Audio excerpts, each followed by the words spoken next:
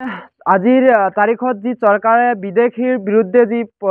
এক পদক্ষেপ গ্ৰহণ কৰিছে সেয়া আমি নামনি অসম সংখ্যালঘু সংগ্ৰাম পৰিষদে আদৰণি জনাইছোঁ আৰু বিশেষভাৱে চৰকাৰে লোৱা এই পদক্ষেপক আমি সুন্দৰ পদক্ষেপ বুলি ইতিমধ্যে অভিহিত কৰিছোঁ। কিন্তু এই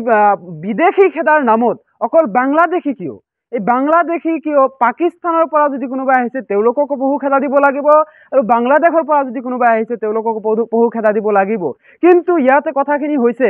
যে বাংলাদেশী বা বিদেশীৰ নামত যাতে সাধাৰণ যিসকল ব্যক্তি যিসকলে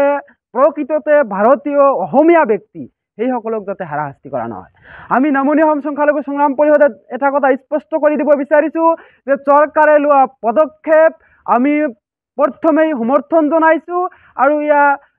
সুন্দৰ পদক্ষেপ বুলি আমি অভিহিত কৰিছোঁ। কিন্তু আমাৰ কথাটো হৈছে যে যিসকল ব্যক্তি NRCত তেওঁলোকৰ নাম আছে বা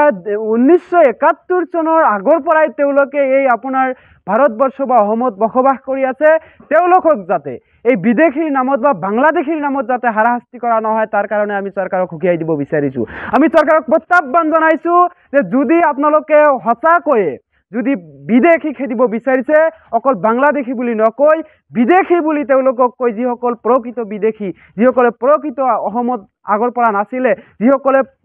নতুনকৈ অসমত সোমাইছে সেইসকলক যদি খেদিব বিচাৰিছে আমি নামনি অসম সংখ্যালঘু সংগ্ৰাম পৰিষদে চৰকাৰক আমি সহায় কৰিম। আমি প্ৰতিটো ঘৰে ঘৰে যাম, আমি প্ৰতিজন ঘৰৰ ব্যক্তিক আমি সোধা পোছা কৰিম, লাগিলে আপোনালোকৰ লগত গৈ যিসকলক আপোনালোকে সন্দেহ বুলি ভাবে সেইসকলক সোধ পোছ কৰি আইনৰ আওতাত তেওঁলোকক আপোনালোকক পঞ্চায়ত দিয়াৰ ব্যৱস্থা আমি নামনি অসম সংখ্যালঘু সংগ্ৰাম পৰিষদে কৰি দিম। কিন্তু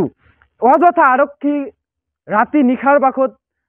মানুহৰ ঘৰে ঘৰে গৈ হাৰাশাস্তি কৰাটো বন্ধ কৰিব লাগে আৰু বিশেষভাৱে যদিহে তেওঁলোকে সঁচাকৈয়ে বাংলাদেশী বা বিদেশী তেওঁলোকৰ ওপৰত লিগেল প্ৰচেছ যি আইনী ব্যৱস্থা সেয়া ল'বলৈ আমি আহ্বান জনাইছোঁ।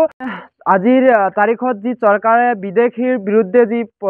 এক পদক্ষেপ গ্ৰহণ কৰিছে সেয়া আমি নামনি অসম সংখ্যালঘু সংগ্ৰাম পৰিষদে আদৰণি জনাইছোঁ আৰু বিশেষভাৱে চৰকাৰে লোৱা এই পদক্ষেপক আমি সুন্দৰ পদক্ষেপ বুলি ইতিমধ্যে অভিহিত কৰিছোঁ। কিন্তু এই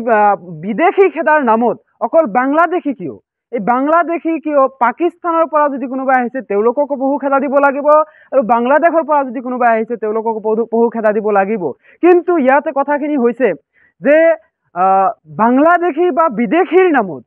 যাতে সাধাৰণ যিসকল ব্যক্তি যিসকলে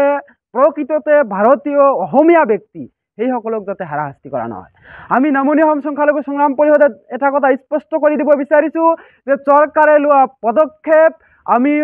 প্ৰথমেই সমৰ্থন জনাইছোঁ আৰু ইয়া সুন্দৰ পদক্ষেপ বুলি আমি অভিহিত কৰিছোঁ। কিন্তু আমাৰ কথাটো হৈছে যে যিসকল ব্যক্তি NRCত তেওঁলোকৰ নাম আছে বা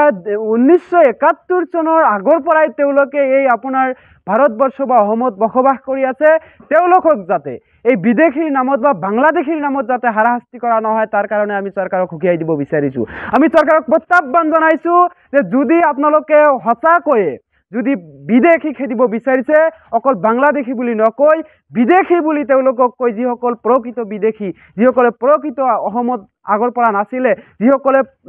নতুনকৈ অসমত সোমাইছে সেইসকলক যদি খেদিব বিচাৰিছে আমি নামনি অসম সংখ্যালঘু সংগ্ৰাম পৰিষদে চৰকাৰক আমি সহায় কৰিম। আমি প্ৰতিটো ঘৰে ঘৰে যাম, আমি প্ৰতিজন ঘৰৰ ব্যক্তিক আমি সোধা পোছা কৰিম, লাগিলে আপোনালোকৰ লগত গৈ যিসকলক আপোনালোকে সন্দেহ বুলি ভাবে সেইসকলক সোধ পোছ কৰি আইনৰ আওতাত তেওঁলোকক আপোনালোকক পঞ্চায়ত দিয়াৰ ব্যৱস্থা আমি নামনি অসম সংখ্যালঘু সংগ্ৰাম পৰিষদে কৰি দিম। কিন্তু